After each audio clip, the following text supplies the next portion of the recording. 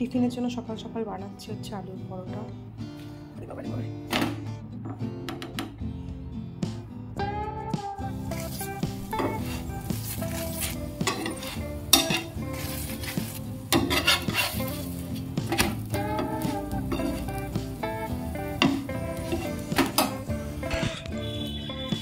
এখন 15 মিনিটের জন্য একটু বসা।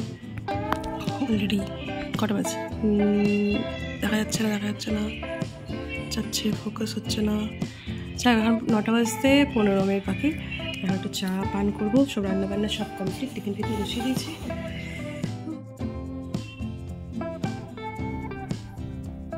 তো ওই কাঠঠোকরাটা মাঝে মাঝে এখানে এসে জানলা ধাক্কায়। এখানে কিন্তু কাঠ কিছুই নেই, সবটাই প্লাস্টিক। বুঝি না ও যে এসে কী ঠোকরাতে চায়, কী বা খুঁজতে চায়। আমার খুব ভালো লাগে যারা ন্যাচারালি এসে এরকম খোঁজাখুঁজি করে, মানে এদেরকে তো আমি ডাকাডাকি করি না। হ্যাঁ, মাঝে মধ্যে একটু খেতে দিই। কাঠঠোকরাটার আসার রিজন আমি জানি না, তবে কিছু পাখি যারা আসে তারা এমনি এসে ঠকঠক করে, মানে সকালে দুপুরে ওদের টাইম টু টাইম। বিকেলের পর থেকে ওদের খোঁজ পাওয়া যায় না অবভিয়াসলি পাখির। স্কুলটা আর ভাল লাগছে না, মানে এখন একটু এক্সট্রিম হয়ে গেছে, তো এটা আর নেওয়া যাচ্ছে না। কি হচ্ছে, এটা করতে গিয়ে আমি অনেক কিছু সময় পাচ্ছি না, তো মনে হচ্ছে এটাকে এবার এন্ড করতে হবে।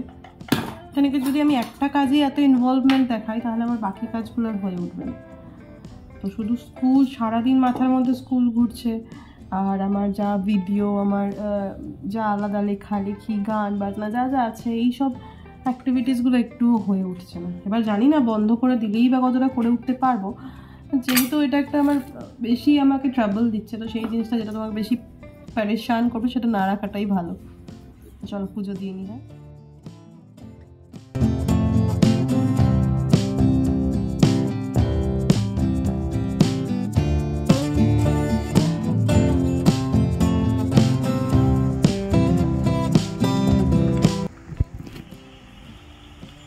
দেখো সবাই আস্তানা গেড়েছে এখানে। আস্তে আস্তে কথা বলে যে হারে ধাক্কা দিচ্ছে, আমি বাড়ি আসতে আসতে এটা ভেঙে না ফেলে কি অবস্থা দেখো। মা গো মা, ধাক্কা দেয় দেখো কীভাবে। খাবার দিয়েছি, খা না, ঠুকরে বেড়াচ্ছে। যাওয়া যাক স্কুলে। রেডি হয়ে গেছি, আজকে চার্জার নিয়ে যাচ্ছি, কজ এখানে কারেন্ট নেই, ফোনে চার্জ দেওয়া হয়নি, দেখা যাক ওখানে কারেন্ট আছে কিনা। সারাদিন বৃষ্টি আর ভালো লাগছে না।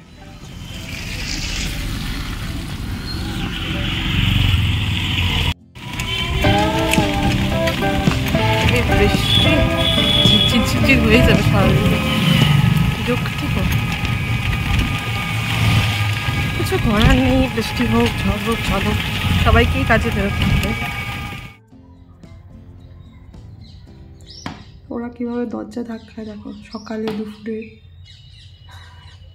খাবার দেওয়া হয়, এখানে এসে ধাক্কিয়ে যায়। এখন আবার এখানে এসছে, এখানে কিছু খাবার দেওয়া আছে, আবার এখানে এসে উড়ে গেল। পরন্ত বিকেলের একটা অসাধারণ ভিউ তোমাদের সঙ্গে শেয়ার করলাম। আমি এখন রান্না করবো হচ্ছে আমার একটা গরিবের তরকারি বলতে পারো, মানে যখন কিছুই থাকে না, কিছুই খাওয়ার মুড থাকে না, তখন এটা করে। আর এটা আমি শিখেছিলাম আমার একটা বান্ধবীর কাছ থেকে। তো সে আমাকে এটা বলেছিল, এই হচ্ছে এটার একমাত্র অ্যান্ড প্রধান ইনগ্রিডিয়েন্টস, সেটা হচ্ছে আলু। তো এটাকেও বলতো আলুর তরকারি। তো আমি ওর কাছ থেকে শিখেছিলাম, আর সত্যি কথা তো প্রথম দিন খেয়ে দারুণ লেগেছিলো। আর প্রথম যা হয় ছোটোবেলায় এই আর কি, মানে তখন তো অত রান্নাবান্না খুব একটা পারা যায় না, বাট একটা শখের যে রান্না হয়, যেমন রসা, মানে খুব কষা টাইপের জিনিসপত্রগুলো দেখবে ওই সময় বেশি ভালো হয়। আমি যেমন চাউমিন রান্না করতাম বেশি তেল দিয়ে, মা ওটাই খেয়ে দারুণ করতো, সেরকম একটা ব্যাপার আর কি। তো এইরকম রসা কষা টাইপের জিনিসপত্র, ভাজি এগুলো আমি একটু ভালো পারতাম। তো আর ওর এই রান্নাটা দেখেও আমার মনে হচ্ছে এটা মনে হয় আমি পারবো। তো একদিনকে আমি শুধু এটা রান্না করছিলাম।